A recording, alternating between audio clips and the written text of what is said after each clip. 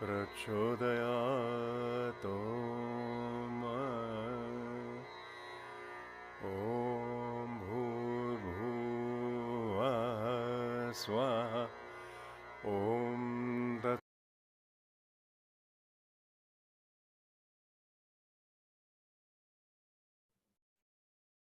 Good evening, Namaste, Jai Guru, dear friends. Welcome to today's class on Patanjali's Yoga Sutras. Let us begin the class with a prayer. Heavenly Father, Divine Mother, Friend, Beloved God, Bhagwan Krishna, Jesus Christ, Maha Avatar Babaji, Lahiri Mahashaya, Swami Shri Yukteswar Ji, Beloved Gurudev Paramhansa Yogananda Ji, Friend and Guide Swami Kriyananda Ji, Saints and Sages of all religions, great sages Ved Vyas, Maharshi Patanjali, Adi Shankaracharya, humbly we bow at thy feet. Dear Lord, help me to pull away the starry veil of the blue, to tear away the cover of space, to melt away the magnificent carpet of thoughts, and to shut off the diversity of the motion pictures of life, so that I may behold thee shining through and behind all these things. Om Shanti, Shanti, Shanti. Let us sing the hymn to Brahma.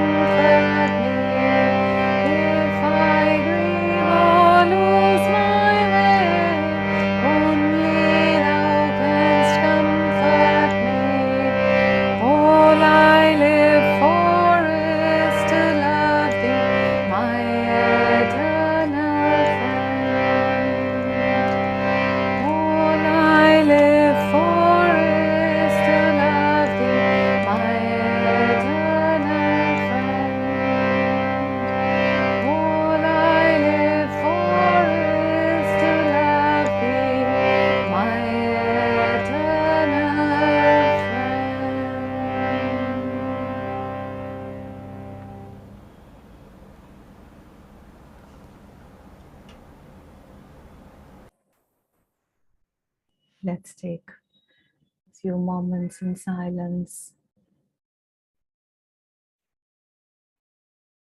Feel the friendly presence of God in our life.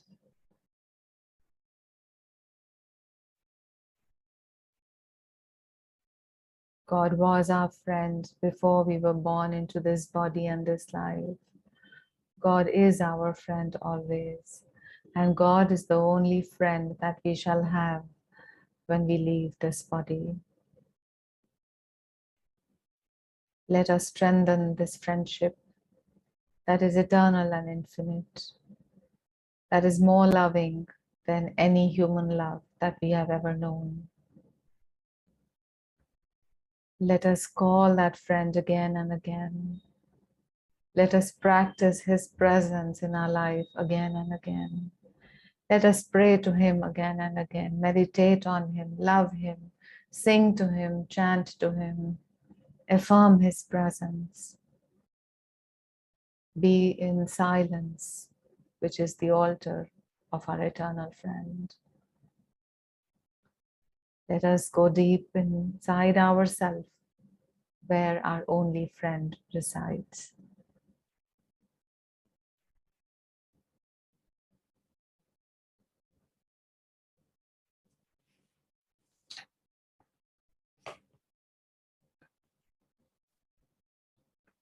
Let us now hear a few thoughts by Swami Kriyananda ji on service. Service is ennobling. It is a way of offering our human littleness into the great reality that is God. Service should not be given with the thought that one is serving people merely. It should be given with an inward consciousness to the Lord who resides in all creatures. When we serve others in this spirit, we find our own spirits becoming freed from egotism. Peace then fills us in the realization that there isn't anyone with whom we need compete. What joy to think that we belong to God. Let us do the following affirmation. I will serve God through others, and by my service to Him, release the hold the ego has on me. I will serve God through others, and by my service to Him, release the hold the ego has on me. I will serve God through others, and by my service to Him, release the hold the ego has on me. Mentally affirm, I am free in God. In God, I am free. All that I do, Lord, I do for love of Thee. Accept the flowers of my service to Thee as I place them on Thy altar of omnipresence. Om Shanti, Shanti, Shanti.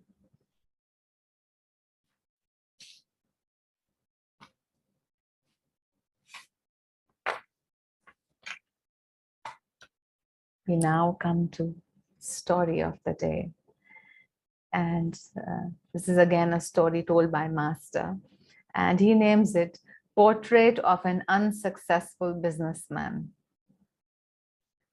And this is his narrative, says, he gulps down an inadequate breakfast, hurries to his office, and sits at a desk littered with papers that mutely shriek, unfinished business.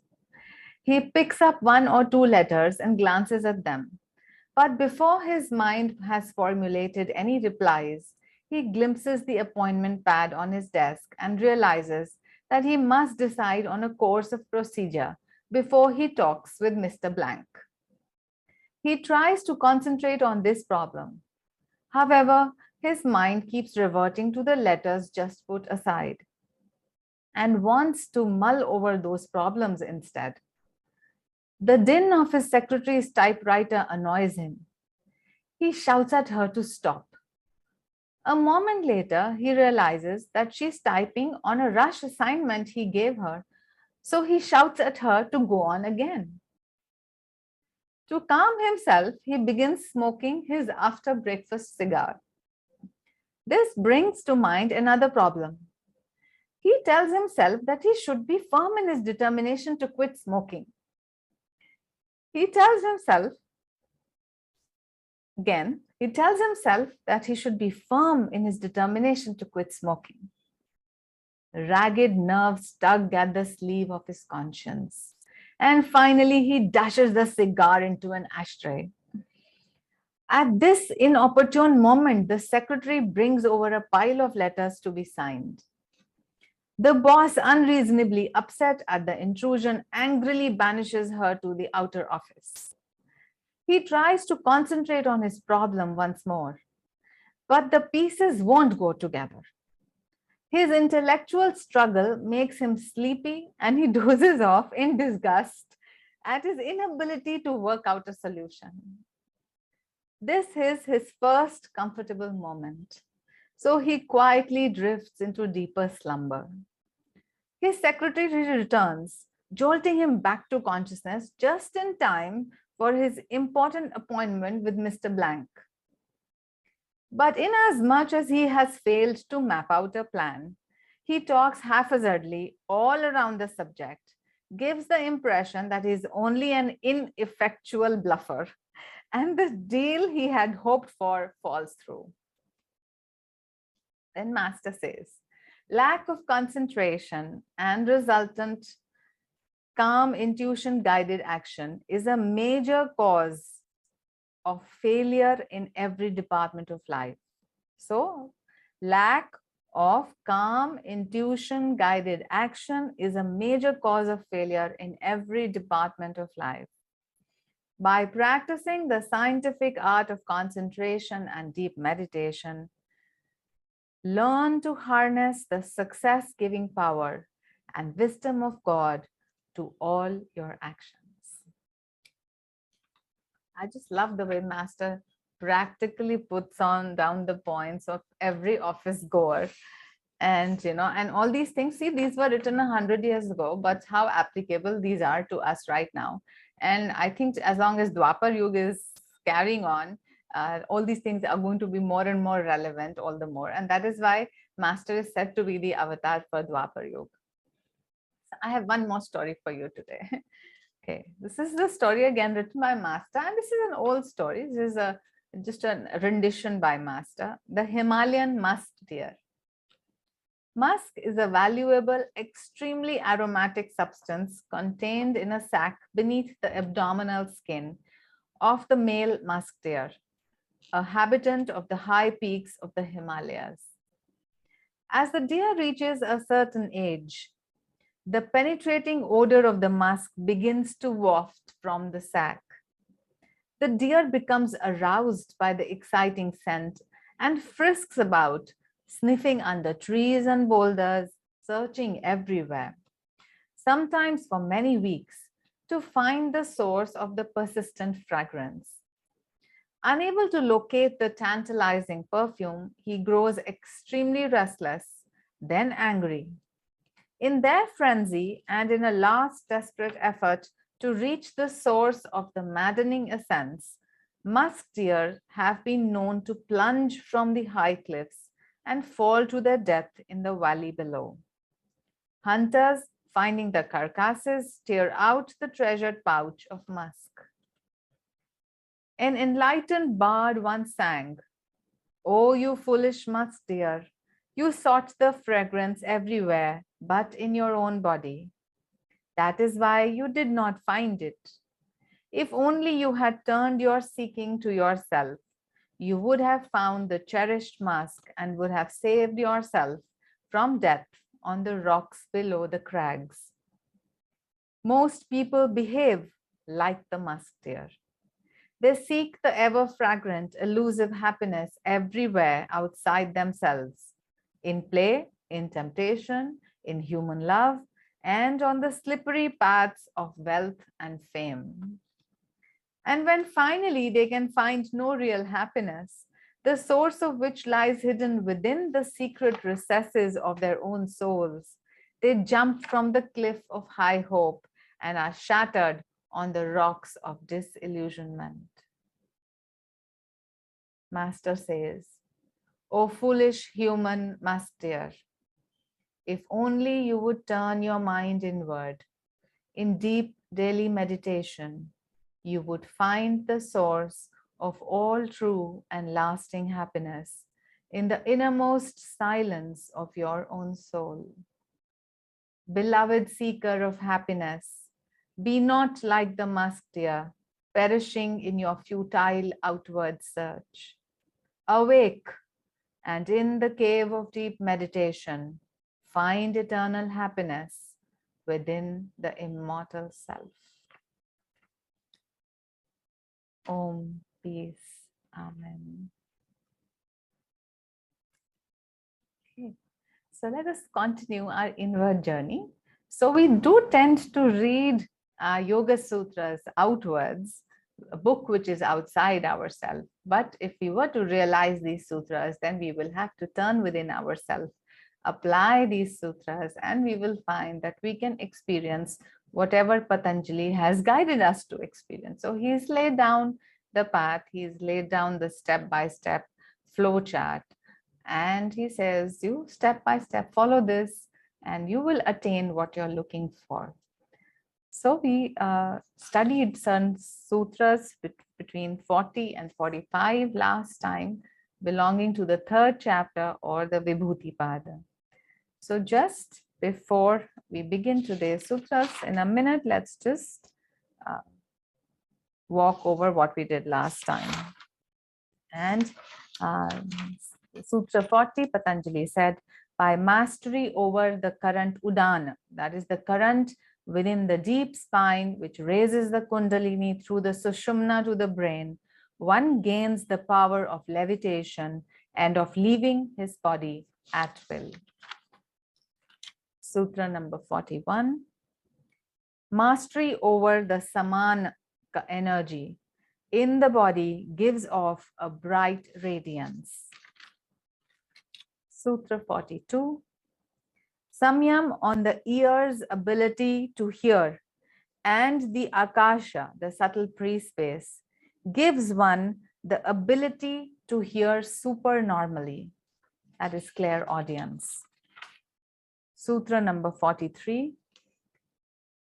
Samyam on the relationship between the physical body and ether gives the body the lightness of cotton fiber and makes it possible to travel astrally.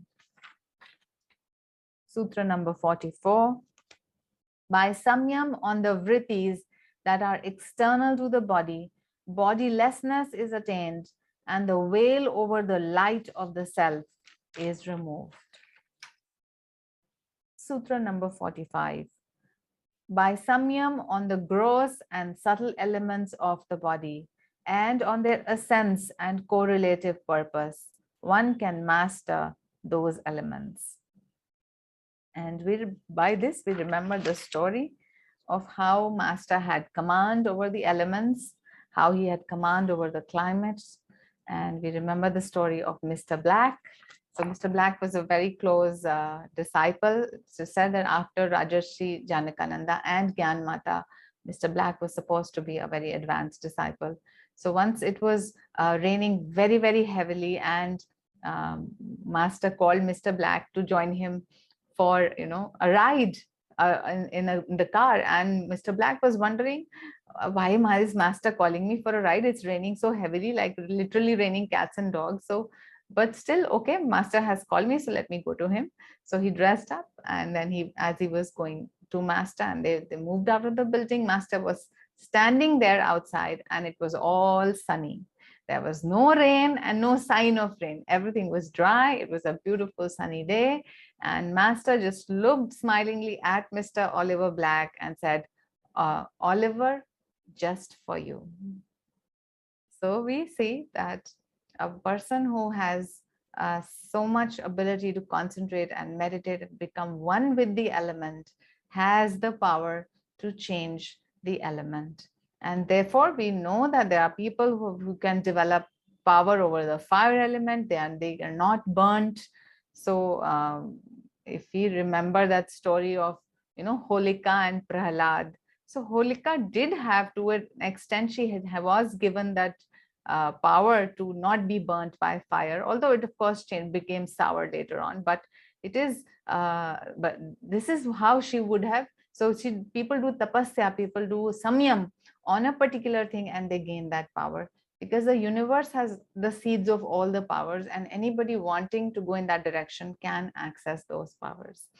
So this is the case with most saints. In fact, remember a story from the autobiography where in Puri, the equinox kirtan was supposed to be held, and it was very, very sunny, and Master was telling Sri Yukteswarji that how the sands would be very hot, and Sri Yukteswarji just commented that they won't be, and the weather is going to be good. So after some time, we all know that how the clouds came and the weather became amazing, and they beautifully just sang through that weather. So now don't think that your power of over the elements is zero. So if you get up in the morning and you start complaining as soon as you get up, and you start, oh, it's hot, oh, it's hot, oh, it's hot, then it's going to be hot. Not only outside, but it's going to be hot inside your head as well.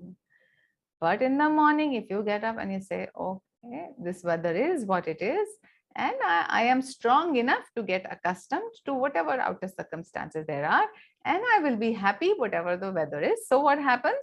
You develop the happiness weather. So whatever the outer weather is, it does not matter. Once your mental weather and your heart weather is of happiness, then nothing outside you can change it.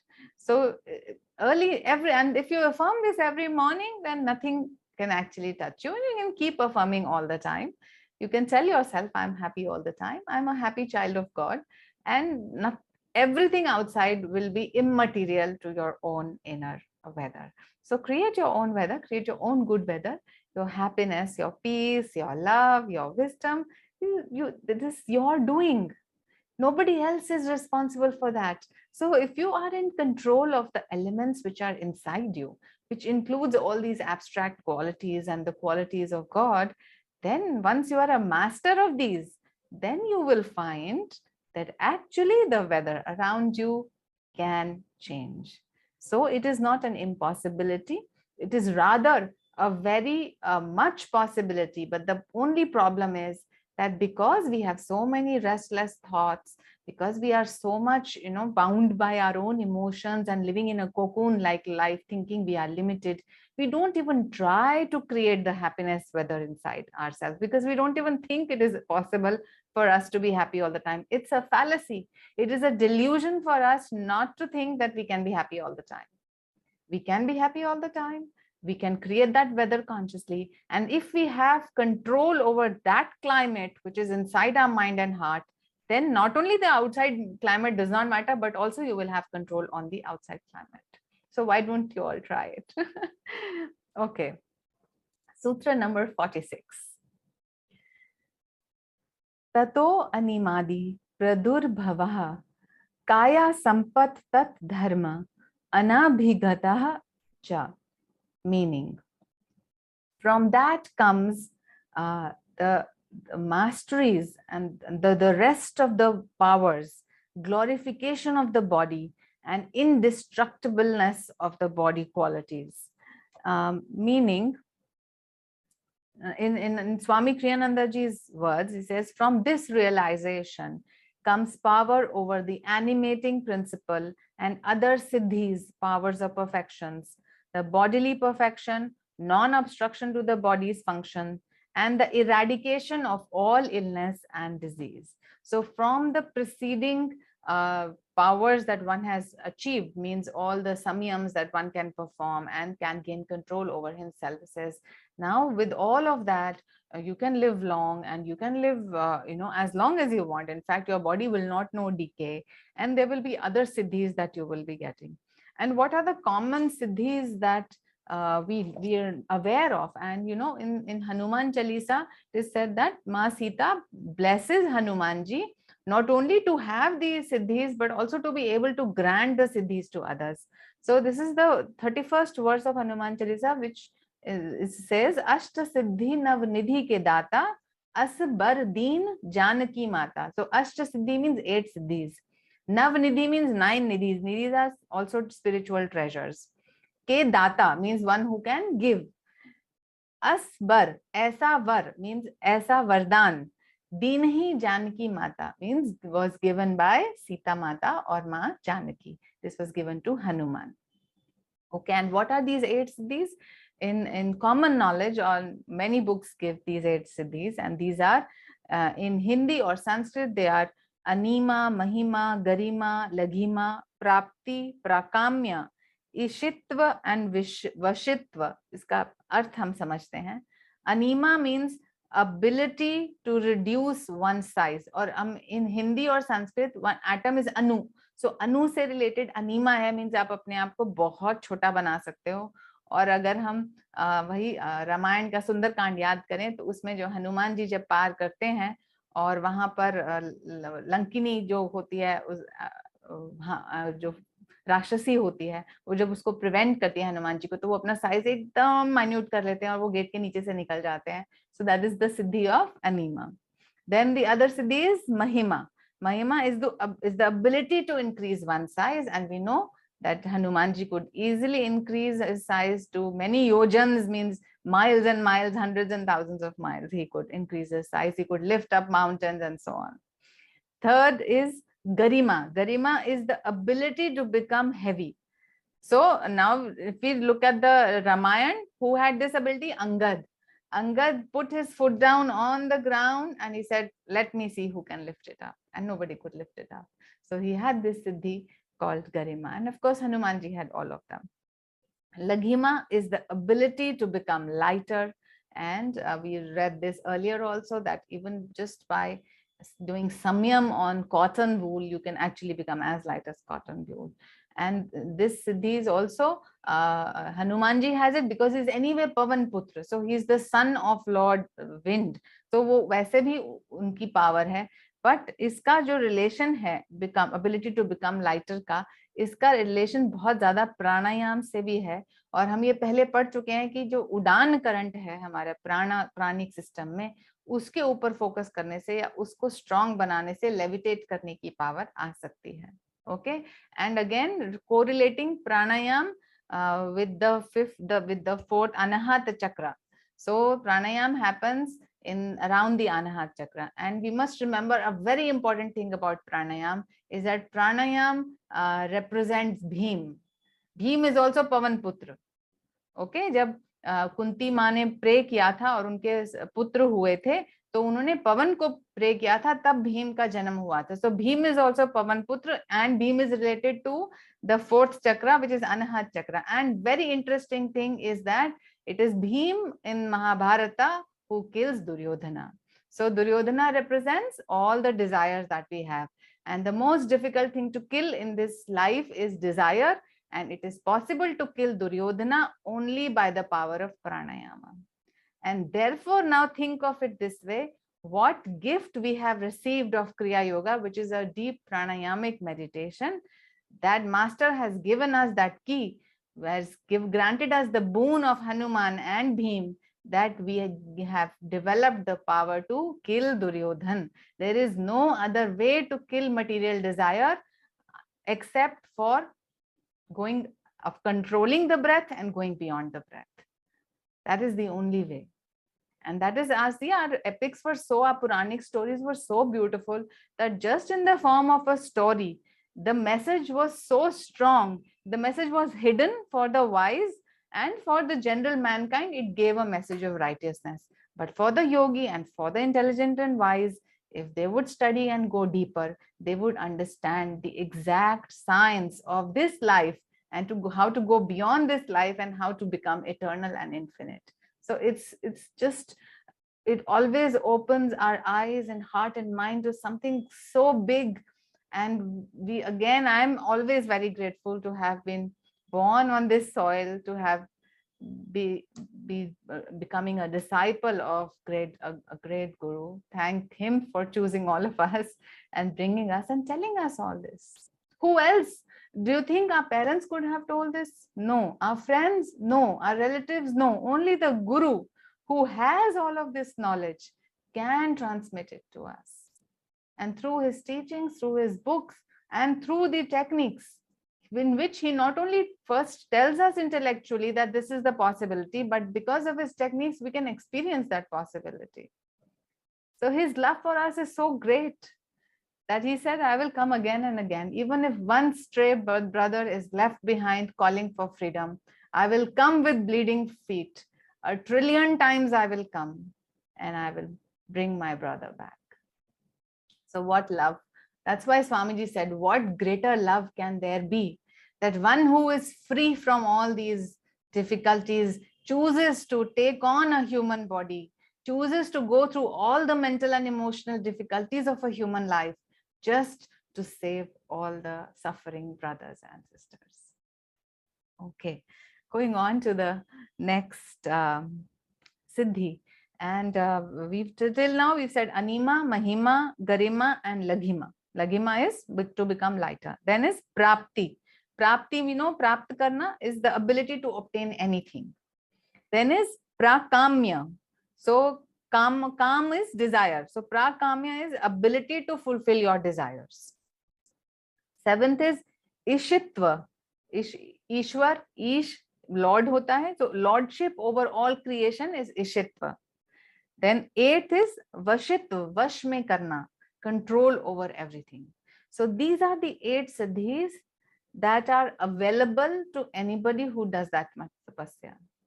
So if you were to, like Lord Hanuman, if you were to dwell on Ram and his qualities day in and day out, forgetting everything, then you will also gain all these siddhis by the grace of Lord Hanuman, by the grace of Sita Mata, and by the grace of Lord Ram, means the infinite Lord of creation.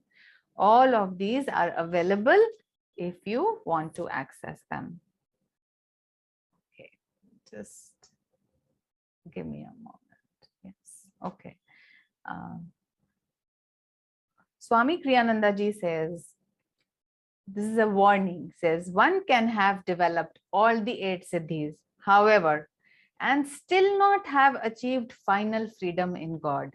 So there is a difference between Hanumanji and others who may have achieved these siddhis. Hanumanji is ever free and is of course Chiranjeevi, is eternally alive. So these can prove to be temptations for the ego. Yoganandaji told the story of Baba Gorakhnath, a famous saint in northern India whose spiritual power enabled him to live for 300 years. So हमने कुछ time पहले ये इसी वर्ष में हमने पढ़ा है कि आप अपनी बॉडी को डीके से prevent कर सकते हो, डीके, डेथ भी prevent कर सकते हो. So Gorakhnath ji also lived for 300 years. Then other examples are Telanga Swami and Totapuri. They all also lived for almost more than 270 years. Okay. So when it was time for Baba Gorakhnath to leave his body, he wanted to pass those powers on to a worthy recipient. And through the spiritual eye, he saw a young man seated in lotus posture on the banks of the Ganges. He materialized before this youth and solemnly announced, I am Baba Gorakhnath. Gorakhnath was very well known in his time. His manifestation might have stricken the much younger man with awe. It did not do so, however. He replied, so, what may I do for you? Gorakhnath said, over a period of 300 years, I have developed all the 8 siddhis of Patanjali. I have seen that time has come for me to leave this body. I have also seen that you are a worthy recipient of this power. I have condensed the essence into 8 pellets of mud. You have but to hold these pellets in your hand, in your right hand, and meditate on their essence, and all those powers will become absorbed into your being. Are these mine now to do whatever I will? Goraknath says, yes, I have given them to you. I have no further use of them. The young man threw all the 8 pellets into the flowing river, and where they dissolved and disappeared. What have you done? Cried Baba Goraknath. You have destroyed the fruits of my labors over 300 years. The man replied, in delusion still, Baba Goraknath? In that moment, Baba realized his mistake and achieved complete soul freedom. So what do we learn from this story? Anybody wants to share your thoughts regarding this story? As why do you think that this young man said to Baba Goraknath, still in delusion? And Goraknath understood what was being said. Anybody wants to comment on this? Why do you think Baba Goraknath was still in delusion? Yes, Sandeep. Yeah, because he still wanted to keep the cities alive so that whatever he achieved does not go waste, and he wanted to hand over. So that means he was still attached.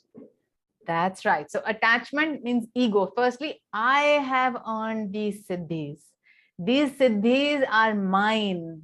So the I thought itself is a delusion. The siddhis are ever present eternally in the ether. So they cannot be, mine. It cannot be mine. It is always the Lord's. And the Lord will do whatever he wants to do with it. So this master said, even if all the books on mathematics were destroyed from this world, intelligent people from the ether will get the data of mathematics. So the knowledge will not be destroyed. But no single person can actually say that I have these powers, that they are mine for me to use. And it's all a delusion. So delusion is that Goraknath thinks that these are my powers. Another thought that Goraknath is having is what most people have. He wants the other person to remember that, oh, I got these from Goraknath. So it's kind of called a false immortality project. It's like you want to, as a personality, you want to keep living through your children or through your disciples. But if the true guru would never wants to do that. So after master said, after I am gone, only love will take my place. That's all he said. And what did Jesus say? Jesus said, love one another as you love me. So no great master will say, you stick to this and you do like this, only like this, only like this, only like this. And, always remember that, yeah, it is I who gave them to you. So none of the true gurus do that. They always, in fact, say that God is the guru and everything belongs to God. The guru is also, in a sense, serving the Lord. And no one can claim to say that I, the great one, have earned these siddhis. So yes, it is delusion. So we may have, for us, if we do not talk about the siddhis, we can talk about little accomplishments in our life. We can say, oh, my qualifications are my accomplishments, or my business successes are my accomplishments. My children are well educated. That is my accomplishment. So again, we are still in delusion if we feel that I have done all these things. All the souls, including our own self, are on a journey which is actually mostly premeditated. In fact, it has been because of our past karma and because how the world is made. So whatever is happening today has happened in the past, and it's now just bearing fruit. So we should not be getting attached to this, that I am accomplishing, because this body, this mind, this personality, all of it is borrowed existence, and it is borrowed from our own Atman, the higher self. So it's like just a game. It's the little I playing on the screen of the big I, the larger Paramatman, the Atmic self. So if we just remember that this is just a Leela, then we will not be attached to whatever little things that we gain or we accomplish. We will know that, okay, the Lord is doing everything. Right now he's choosing me to accomplish these things, but there have probably been other lifetimes where the Lord has used me to create stories of villainy. And like Swamiji said, that we've been pirates, we've been gunmen, we've done all sorts of things in our past lives. And now we are at the point where we say, okay, we've done all this, and now I want to be free. And now I want more than what this little life can offer, whether a bad role, a good role, or whatever it is. I want to go beyond that. So for us, this is the lesson, that we do not stick to my, I, me, mine, and my accomplishments and my successes. All belongs to God. God is just passing his time nicely. Are you passing your time nicely? Are you enjoying what is being shown? The show is going on. Are you getting entertained? Are you being educated? So Master said all this life only for two purposes: entertainment and education. So are you being entertained, or are you crying? So just check on that. Withdraw from all the emotional drama. Are you being educated? Means, are you learning the lessons you were supposed to learn? Are you learning that you are infinite? Are you learning to love everybody? These are all the basic important things that actually matter. And when this body decays and it falls away, this is all that will matter, and nothing else will stay. So let's focus on the important things in life. Okay. So coming to the next sutra, which is sutra number 47, says Roop Lavanya Bal Vajra Ampanantvani Kaya Sampat. तो इसमें से कुछ शब्द तो आप समझ ही सकते हैं. रूप is like form and beauty, lavanya is grace, bal is strength, then vajra से this hardness or rock like, kaya is the physical body, and sampat means sampatti is wealth. So what this sutra means is the glorification of the body are beauty, complexion, strength, adamantine hardness.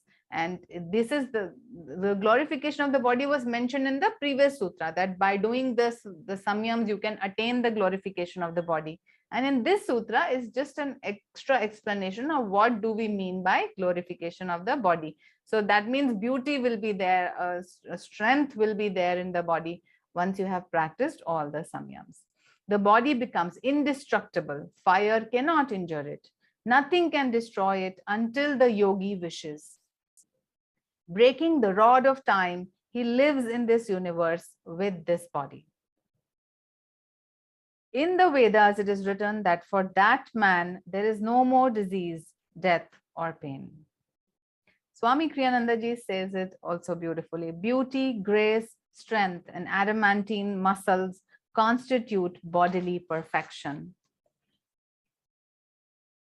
So this is a story relating by Swamiji. Says at a Kumbh Mela, I saw a Diohar Baba, whose age was 144 years. Okay, he was standing on a platform and he was vigorously throwing various fruits at variety of people were standing in front of him. So he was on a platform, and with great power, he was throwing fruits at a distance to devotees away from him.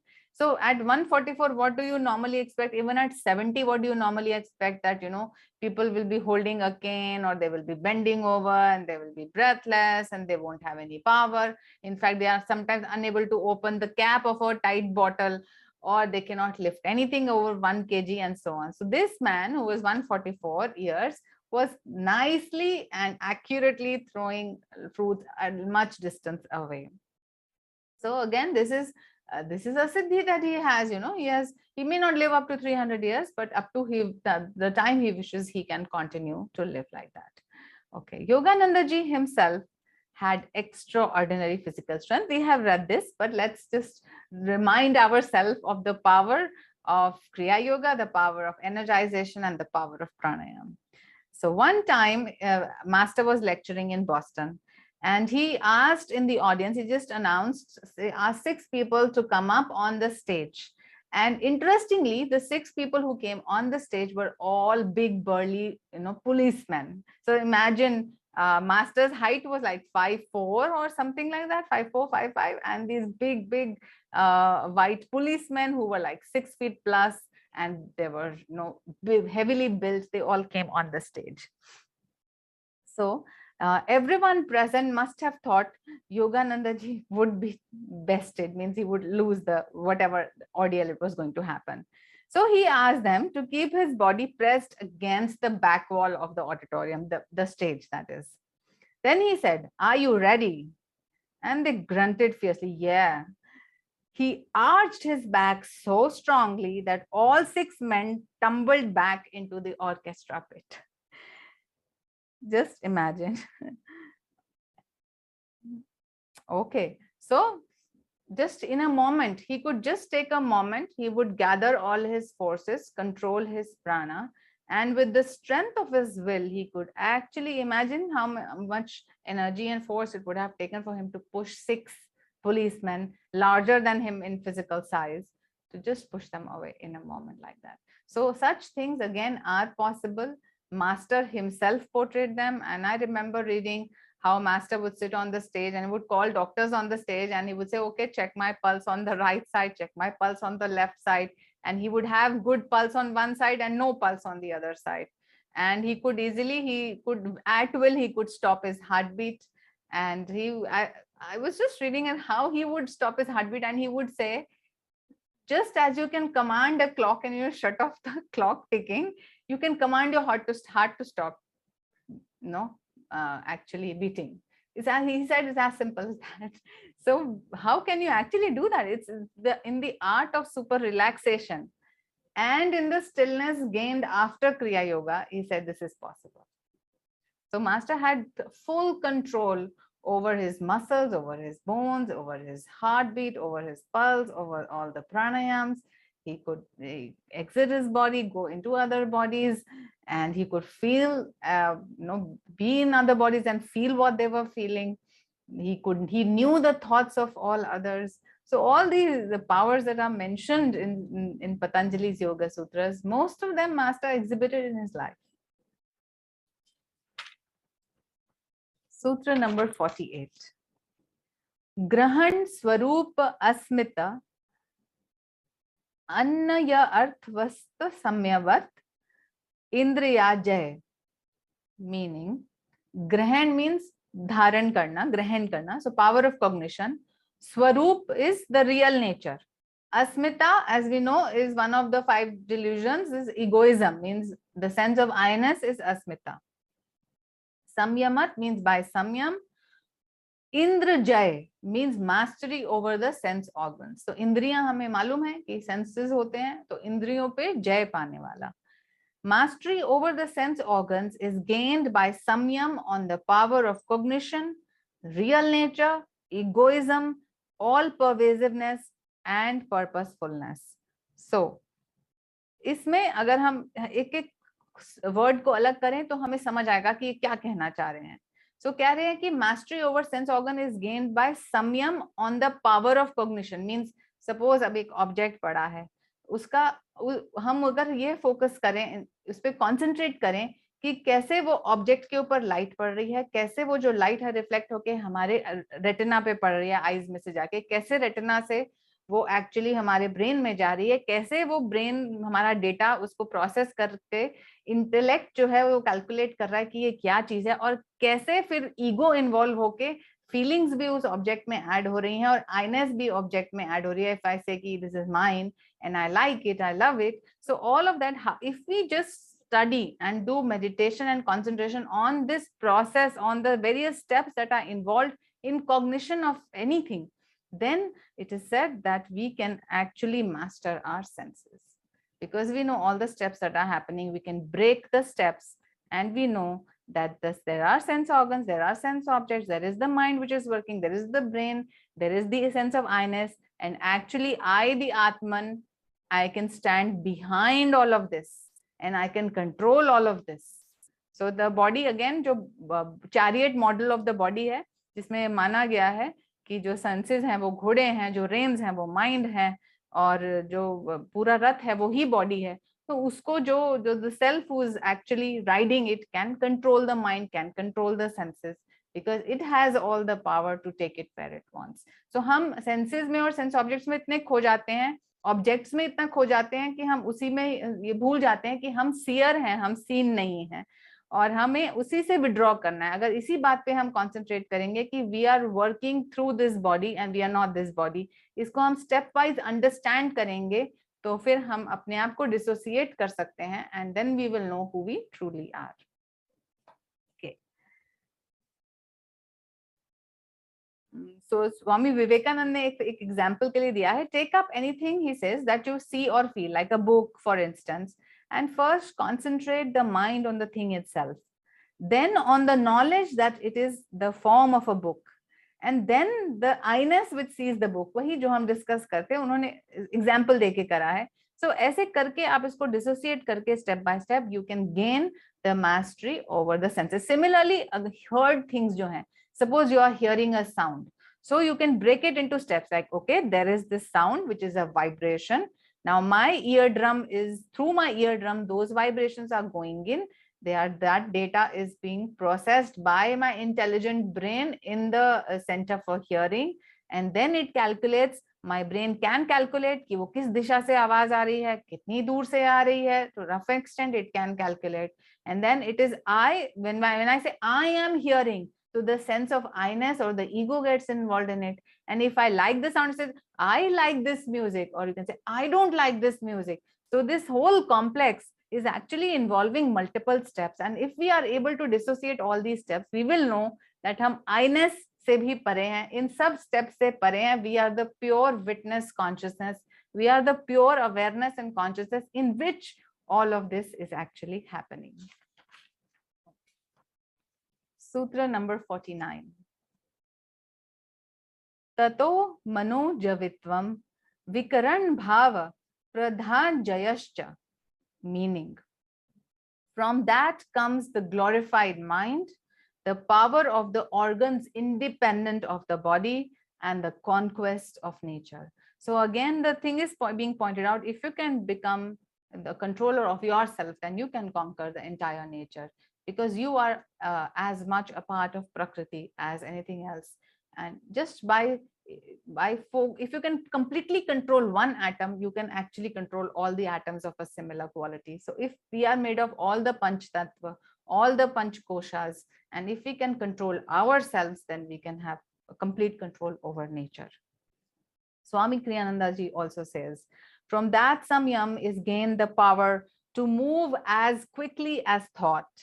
One gains the ability to function sensorially without the recourse to senses, and complete mastery over primordial nature or Prakriti.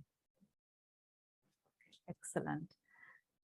Now, very interesting. Ek different translation. I was exploring some books on translations of meanings of these Yoga Sutras, and another said that therefore from follows speed like that of the mind, freedom from the medium of instrumentality, and conquest of the limitation of Prakriti.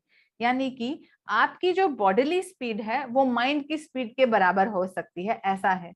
और अगर आप आज के बच्चों का जो cartoon characters हैं या जो उनके रियल लाइफ हीरोज में एक एवेंजर्स करके चीज है, आप जिस के बच्चे हैं उन्होंने सुना होगा, और उसमें जो है कई जो सुपर पावर्स होल्ड करते हैं लोग, उनमें से एक क्वालिटी होती है कि they can just flash into another place, just they can move as fast as the mind. So the humans have always known that there are possibilities like this, and they try to, the Americans try to put it in a form of a manifestation दिखाने के लिए जो कि हमारी senses को appeal करता है, लेकिन the potentiality has always been present and also understood by many people.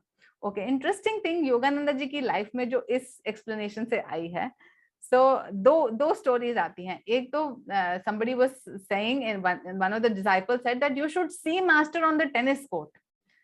If the opponent would say that wherever I would throw the ball, master was always there, present there, as if he was using some supernatural power. So master wouldn't lose on the tennis court. Whatever his age was, if he was playing tennis, wherever the ball dropped, master was present. Another story is about when he was in Ranchi. And it is said that when he opened the Ranchi school, and there were certain wild dogs that would come to inside the school premises, and they were creating a menace.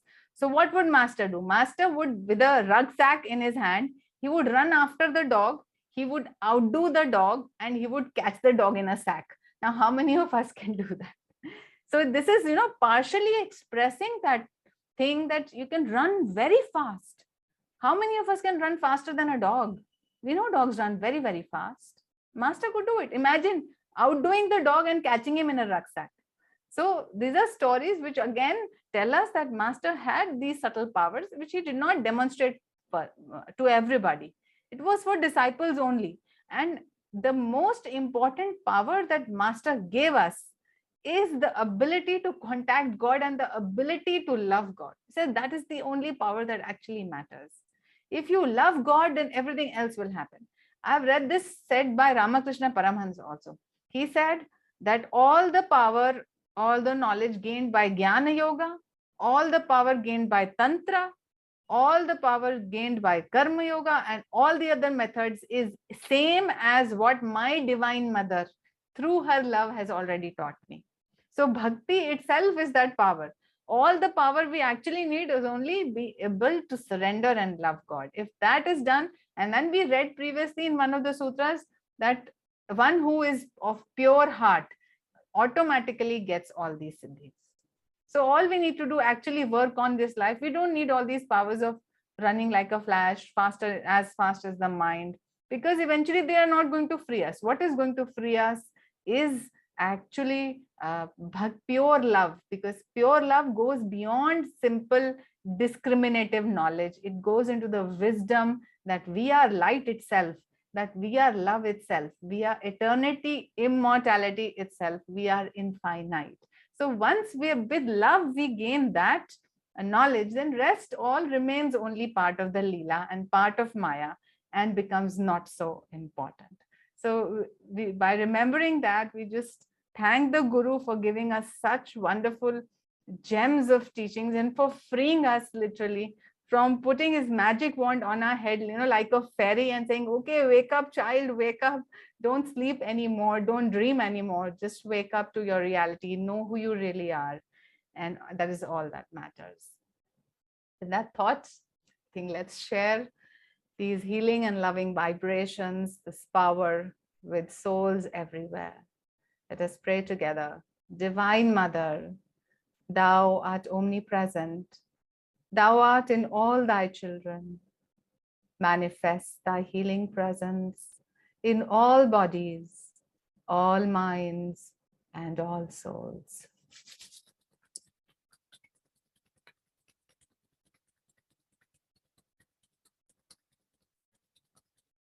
Oh. Oh.